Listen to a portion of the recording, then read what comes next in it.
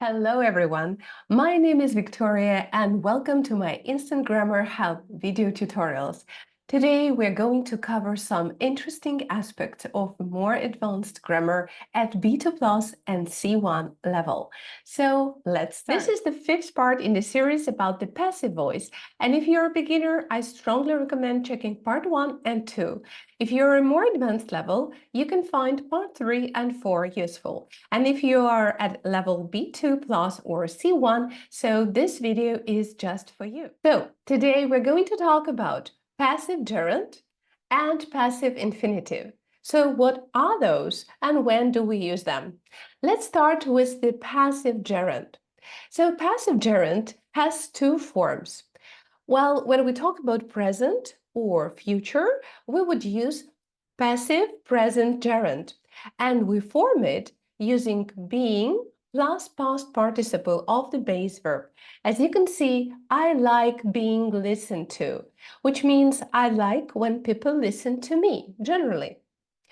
And if you refer to the past action, you should use passive perfect gerund. Having been plus past participle. I like having been listened to. In this case, I'm using having been because I'm referring to the past situation. Let me show you more examples. So let's look at this sentence. She doesn't like it when her parents tell her what to do. Apparently, this is an active sentence, and it's a complex sentence because it consists of two clauses, she doesn't like and when her parents tell her. And there is this conjunction when that links these two sentences, two clauses. But we can say the same, but using the gerund. She doesn't like being told what to do by her parents. And in this case, I'm using being told, which is passive present gerund, because it happens regularly. She's a teenager, she doesn't like being told what to do by her parents. You can omit by her parents, and if it's a general matter of state, you can just say she doesn't like being told what to do. Okay, so this is one example, and as I mentioned, we call it passive present gerund, and we form it by using being plus past participle of the base verb. Let's look at more examples. The children are excited about being taken to the amusement park over the weekend. As you can see here, we use being taken. It's also passive gerund in the present. Or he's proud of being recognized for his contribution to the project. So in this case, this form being recognized is also in present passive gerund. So when to use passive gerund? We use it after specific verbs, such as like, love, hate, dislike, enjoy, prefer. Well, actually, this is the same situation when we use active gerund. And let's look at this sentence. I hate being lied to. So we can rephrase it and it will sound like, I hate when people lie to me. In this case, I should use gerund passive because I have the verb hate. Okay, after certain verbs, and there is a list of those, avoid, admit to, consider, imagine, look forward to, and this one is a tricky one just because you have to, but you have to use gerund, not infinitive. So just remember, look forward to doing something. Mind, practice, risk, stand, suggest, and some other verbs. So after working tirelessly on the project, he couldn't stand being criticized by his manager. Okay, so I hope you can see now the whole text. After working tirelessly, he couldn't stand being criticized. I'm using here passive form, passive gerund, because I have the verb stand, after which I should use gerund form. All right. And moving on to the next aspect after prepositions, which is quite clear because we usually use gerund form of the verb after prepositions. They were worried about being misunderstood. So you have this preposition about, therefore you should use passive gerund being misunderstood. Okay. Now, when we covered the first part of our lesson, let's practice a little bit and do some rephrasing. All right, here is our first sentence. He hates people keeping him waiting. Or you can say he hates when people keep him waiting. So we should start with the pronoun he and paraphrase the sentence using passive present gerund. I'll give you some time to think.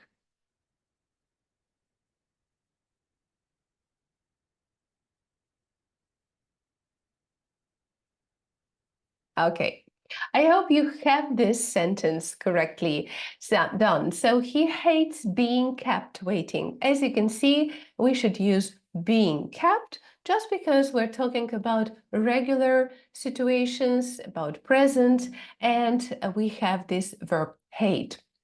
All right, look at this sentence. Don't you mind people asking you for favors all the time? So don't you mind people asking you for favors all the time? This is an active sentence. And we should start with the same structure, don't you mind? And then we should use the passive form here.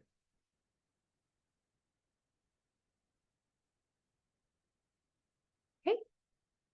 I hope you have this sentence correctly done. Don't you mind being asked for favors all the time? And again, I should use the gerund form because I have mine. Once we covered passive present gerund, let's talk about passive perfect gerund. Let me show you the active sentence first. The writer felt relieved after the editor had approved the article for publication. Well, in this sentence, as you can see, we have two actions. First, the editor had approved the article for publication. This is our past perfect tense, active. And the second action, then, he felt relieved. Okay, so, well, obviously, we will be using passive form with the object article because that's what the editor had approved. And it happened before the writer found out and then felt relieved. So, how to rephrase the sentence using passive form? We should start with the object here, the article, and then we use the passive gerund, perfect passive gerund form, having been approved. This is our first action. Remember, the editor had approved the article. We rephrase it and we are creating the passive gerund form. The article having been approved for the publication, the writer felt relieved. And here is our second action, which is in the past simple. Okay, I do understand this is a little bit more complicated, but you have to read it again, trying to understand and trying to learn how to form these sentences. Let me show you maybe more examples. But again, as you can see here, we call it passive perfect gerund, and we form it by adding having been plus past participle of the base verb. Okay, here are more examples. The employees were grateful for having been rewarded for their hard work. So somebody had rewarded them first and then they felt grateful. So therefore, we use for having been rewarded because we want to show the sequence of actions. And here is another example. The event having been organized so efficiently, they were proud of their success. So here it's a similar situation and a similar sentence to what I showed you before, the event having been organized. So first, they had organized this event and then they felt proud of their success. So here we go. So when to use the passive perfect gerund? After certain verbs such as like, love, hate, dislike, enjoy, prefer, consider, mind, imagine, and some other verbs, as we used passive present gerund or any active gerund. So we use it also after prepositions, which is not surprising. But the most important is that we should remember that there is a sequence of actions in the past so that we use the passive perfect gerund. And what I mean is that we have two actions, one action and second action. And as we had in our example, they had organized an event first, and then they felt proud after the event occurred. That's why we had the sentence, the event having been organized efficiently, they felt proud. Yes, so basically we want to show the sequence of actions in the past, and that's why we should use the passive perfect gerund. And now let's practice a little bit. Let's rephrase this active sentence into passive. We went out to celebrate after we had signed the contract. You can see that we should start our sentence with the noun, the contract. Okay, I'll give you some time to think.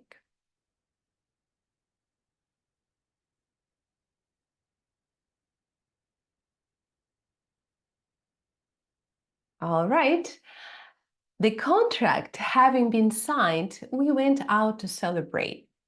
Okay, so that means that first we had signed the contract and then we went out to celebrate. And to emphasize the sequence of actions, we should use the perfect gerund, passive perfect gerund in this case. Let me show you one more example, because this is the active sentence. We went out to celebrate after we had signed the contract. Complex active sentence. But what if we have something like that? Having signed the contract, we went out to celebrate. Actually, this is called participle clause. It's active, still active, not passive, but it's called participle clause. And we can rephrase this sentence the same way as we did before. So the contract having been signed, we went out to celebrate. If you guys happen to see these two different active sentences, one complex and one participle clause, participle sentence. So you should remember that rephrasing into the passive will be the same. Let's look at more examples. I remember that my parents had encouraged me to take piano lessons. And you can start, and you should start with I remember.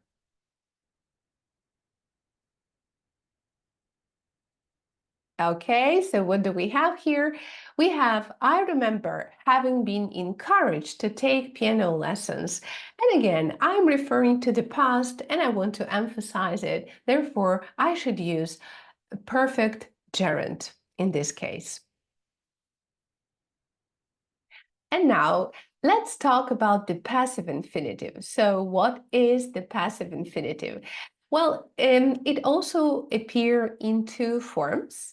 When we talk about present or future, we will use passive present infinitive, which is to be plus past participle of the base verb. For instance, I'm happy to be given flowers. I'm happy to get flowers. Yes, when people give me flowers, that's what I want to say generally. So I'm talking about present. And if I want to refer to the past, I will use passive perfect infinitive to have been plus past participle of the main verb. I was happy to have been given flowers. Okay, so as always, I'll give you more examples and let's look at this sentence. They are going to install the new software next week. It's an active sentence because we can see they are going. We don't know who, and so we want to paraphrase.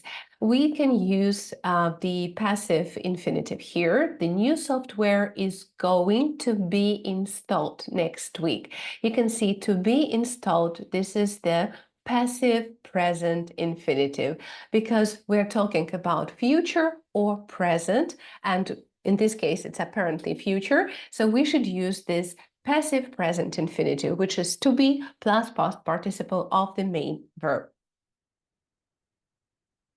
Now let's look at one more example. She was disappointed because they hadn't invited her to the party.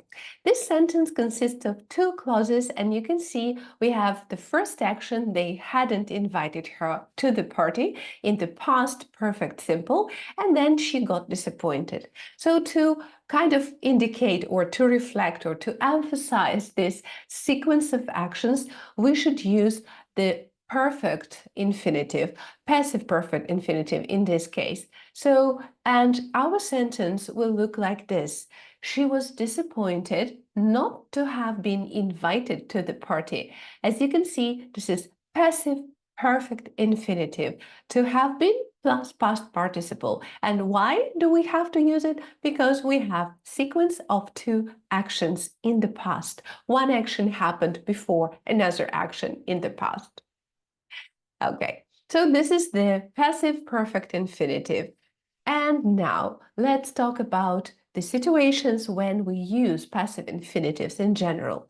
We use passive infinitives after certain adjectives that express our feelings, emotions mostly, like I'm happy to be invited, I'm glad to be informed on time, I'm disappointed not to be invited, and other adjectives. So we can see here an example. They are happy to have been selected to the semifinals. Yes, after we also use passive infinitive after certain verbs: agree, appear, decide, expect, hope, plan, refuse, seem, ought to, have to, and some other verbs. Let's look at this one. The project is expected. You see, this verb expect is actually used in passive, but this is just our present passive form. To be completed, and this is our passive present infinitive. So you can see after expect, we should use infinitive, to be completed next week. Okay, we also use passive infinitives after modal verbs, but there is one little detail. Obviously, we shouldn't use to, so it's called bare passive infinitive. And modal verbs, I'm sure you remember, those are must, should, can, could, would, may, might, shall, and some other verbs. The dinner should be prepared by the time we arrive. So be prepared. This is this bare passive infinitive. And the reason why we don't use to, because we have the modal verb should. Or, for instance, passive perfect infinitive. The documents should have been signed before the meeting. You can see should have been signed, passive perfect infinitive, and the modal verb should. It's a kind of expectation in the past, or even some kind of criticism depending on the sentence, right? Okay, now when we covered these situations when we use infinitive, passive infinitive, let's practice a little bit and do some paraphrasing as always. Here is our first active sentence. The manager may not approve of the new proposal. Okay, you should start with the new proposal and then create your passive sentence. Okay, take your time.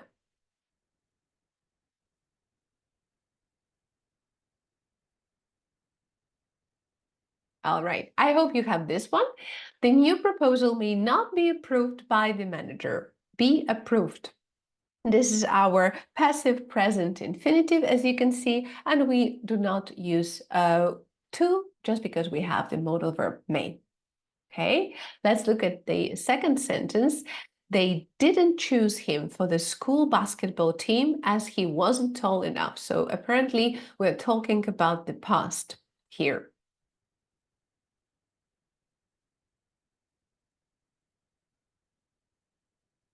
Okay, here is our rephrased sentence, and let me just fit the window so you can see the whole text.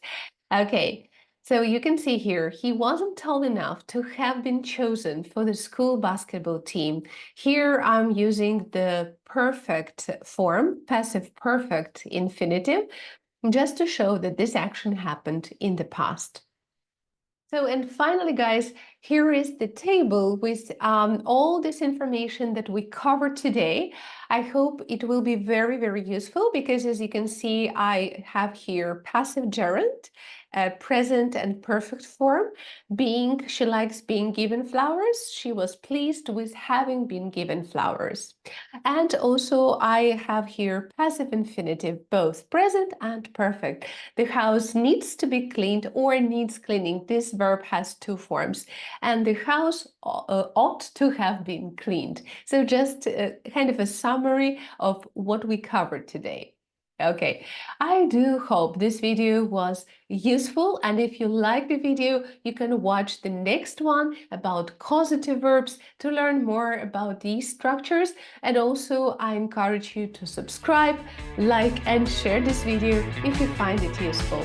See you!